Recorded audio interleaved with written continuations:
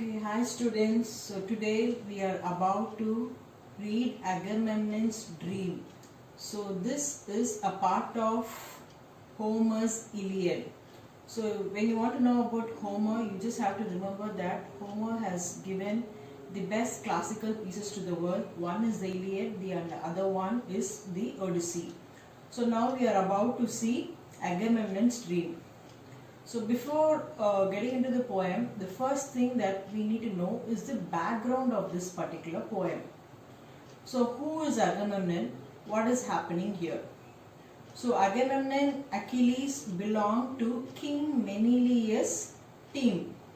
So as we all know, King Menelaus' wife Helen was kidnapped by Paris and he took her along with him to Troy. And now here King Menelaus gathers his aides, his friends, people of his kingdom, like Agamemnon is his own brother, and together they invite Achilles also to take part in this war on their behalf. So this is the political system there. And now it is obvious that Agamemnon and Achilles belong to the same camp. But now here we see that there is a discord between Agamemnon and Achilles. So what is the reason for this discord? Agamemnon and Achilles, when they went to Troy, they held captive two women, Chryseis and Briseis. So these two women were held captive by both Agamemnon and Achilles, and they split the two women amongst them. Agamemnon wanted Chryseis to be with him as his concubine. Concubine, the meaning is neither married but they lived together. The similar way, Achilles wanted Briseis for him. So this was the agreement between the two of them. It so happens that Chryseis' father, Chryses, was a priest to the god Apollo.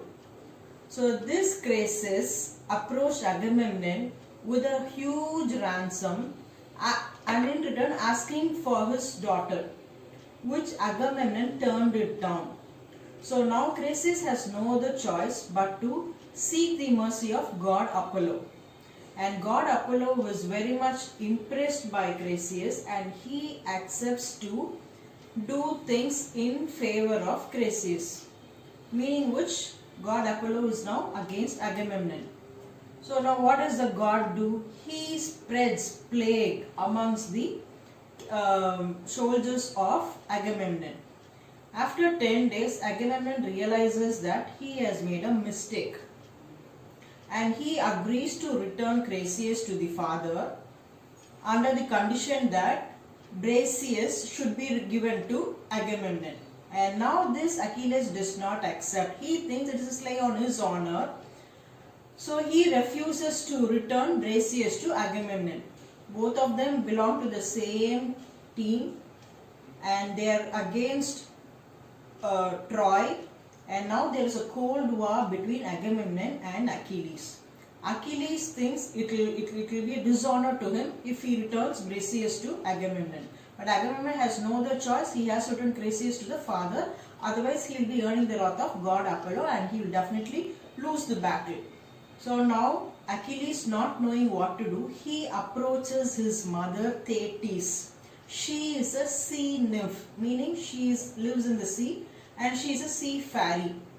So he approaches his mother to help him with this ordeal.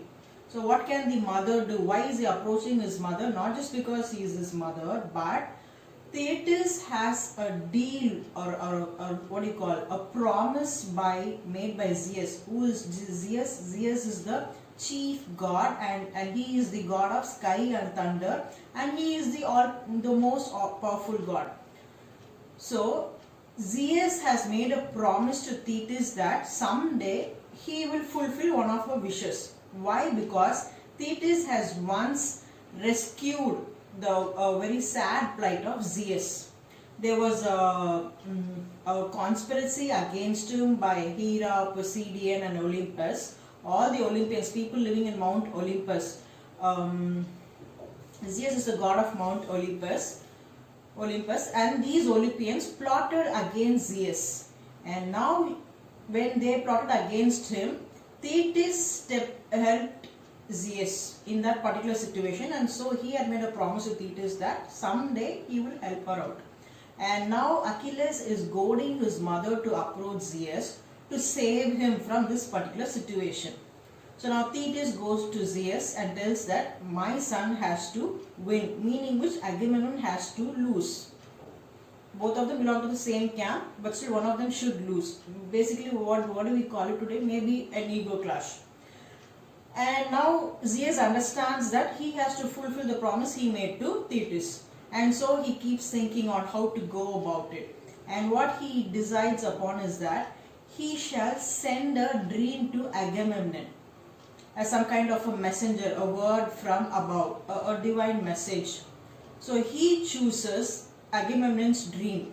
When he is fast asleep, he will go and he will send a messenger and whisper into his ears that this is the right time for him to go out for a battle, which is actually not the right time. This way he goads Agamemnon and he coaxes him to believe that he will definitely win if he steps out right now. But Zeus knows very well that if Agamemnon goes out now, he will definitely lose in the battle. So knowing that the entire past, present and future, he goads Agamemnon to go out for a war. And how he does that is this particular poem, Agamemnon's Dream. So this is the background of the poem. Now I shall explain the lines to you. Okay, the first line goes on like this. Now all the other gods and men, lords of chariots, slumbered the whole night through, but Zeus was not holden of sweet sleep. Now when all the other gods and men are able to sleep, Zeus alone is spending a sleepless night. Why? Because he was pondering, he's thinking about it in his heart, how he might do honor to Achilles. So how he can help Achilles and lay many low beside the ships of the Achaeans. Achaeans refers to the people of Menelaus' side. And this plan seemed to his mind the best. Now Zeus has arrived at a particular plan to send to Agamemnon, son of Atreus. So Atreus is the father of Agamemnon. A baneful dream. Bane means a sin, something very sorrowful. So he sends a baneful dream to him. Bane, the actual synonym will be curse. So he spake. Spake in archaic English, spake refers to spoke. So he spake and addressed him with winged words. Winged words means you just don't see the speaker as such. It is like a voice that you hear within yourself. Up go, though baneful dream. Now he is addressing the dream. Zeus is addressing the dream. He is giving the dream instructions. Up go, thou baneful dream, baneful curse, unto the swift ships of the Achaeans. So where will Agamemnon be? Remember, they're all on there's a war. They're all kind of anchored on the ships, and few of them are on the coastal side. So he says, go to the place where there are swift ships which could move really fast. And when thou art come to the hut of Agamemnon. So there is a picture for this that also will be found along with this presentation.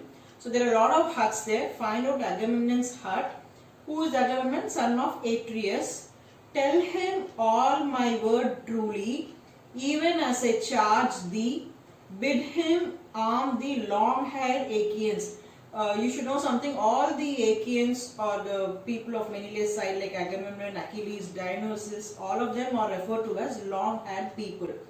With all speed, since now he may take the broad-wayed city of the Trojans. When they say broad-wayed city, they refer to Troy, the city of Troy.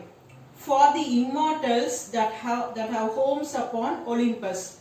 Immortals refers to the gods who neither have a birth nor have a death. So the gods who are dwelling in Mount Olympus are no longer divided in council. There is no disagreement against them. You should there's another classical historical reference to this. Hera is the wife of Zeus. And now whatever Zeus is going to do is going to bring fall upon the Greeks, the Achaeans, Agamemnon's side. But Hera is not for this. So what happens is there is going to be a discord between the husband and wife. Zeus wants the fall of Greek, whereas Hera wants the fall of Troy. So what happens is that both this god and goddess will become rivals to one another. So now Hera's son Hephaestus talks to the mother and says, whatever is happening on earth, let it happen. That should not disturb the peace in heaven. And I thought to myself, what kind of logic is this?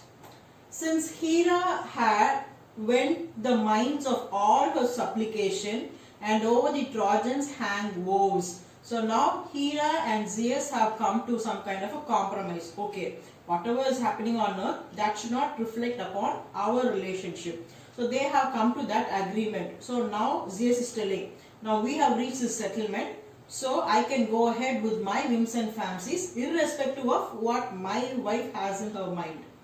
So spake he, and the dream went his way. When he had heard this saying, forthwith he came to the swift ships of the Achaeans and went his way to Agamemnon son of Atreus. So as per the instruction of Zeus, now the dream comes down to earth and it moves straight towards it heads straight towards the hut of Agamemnon. Went his way to Agamemnon son of Atreus and found him sleeping in his hut, and over him was shed ambrosial slumber. So he is sleeping peacefully, and here it says ambrosial slumber. What is ambrosia? Ambrosia is a divine drink of the gods and goddess which gives you abundant peace. So it is like as if he has consumed ambrosia and he is sleeping there peacefully. So he took his stand above his head. So now the winged word, the dream, has travelled very close to Agamemnon. And where has it stationed itself now? It has stationed itself above Agamemnon's head, in the likeness of the son of Neleus. Now the dream has to take a form. It cannot simply talk. So what it does is that it takes a form similar to that of the son of Neleus. His name is Nestor. Now who is this Nestor? Whom above all the elders Agamemnon held in honor, likening himself to him. So Agamemnon always respect and honored Nestor and considered himself an equal to him, on par with him. So this shows that if Nestor says something, Agamemnon will definitely listen. So this dream very wisely takes the form of Nestor. And then he talks, the dream from heaven spake saying, and now there is a quotation, thou sleepest, son of wise-hearted Atreus. So you are a wise son of Atreus, again referring to his father, the tamer of horses, to sleep the whole night through beseemeth not a man that is a counselor, to whom a host is entrusted and upon whom rest so many cares. So now you are sleeping peacefully. Who are you?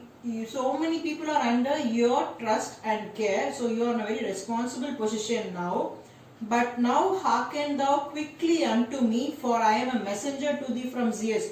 You are sleeping peacefully, but now you have to listen to me, because I have come directly from Zeus and I have a message for you. Who far away though he be, hath exceeding care for thee and pity. And now he makes a direct reference to Zeus. The dream is referring to Zeus and telling that Zeus might be far away from you, but he has so much care and pities your situation right now. He biddeth thee arm the long-haired Achaeans with all speed. Again, long-haired Achaeans means referring to these people. Since now thou mayest take the broad-wayed city of the Trojans. So now Zeus, who is filled with care and pity for you, has asked me to tell you that you should march towards the city of Troy. For the immortals that have homes upon Olympus are no longer divided in councils, since Hera hath bent the minds of all by her supplication, and over the Trojans hang woes by the will of Zeus. But do thou keep this in thy heart, nor let forgetfulness lay hold of thee. were so honey-hearted sleep. Now the messenger, the winged dream, has delivered the message to Agamemnon that now he should gather his army and march towards Troy, because Zeus will definitely support him and he will win in that particular battle. So this is the message delivered by the winged word to Agamemnon. Is there any truth in it? Is Zeus going to really support Agamemnon? What do you think? So that is the first question here. Do you think Agamemnon acted upon this dream? Do you think Agamemnon went to the war? Yes, of course he did. Do you think he won the war? So these are the questions that you will have to further find out by reading this particular poem and other references. Thank you.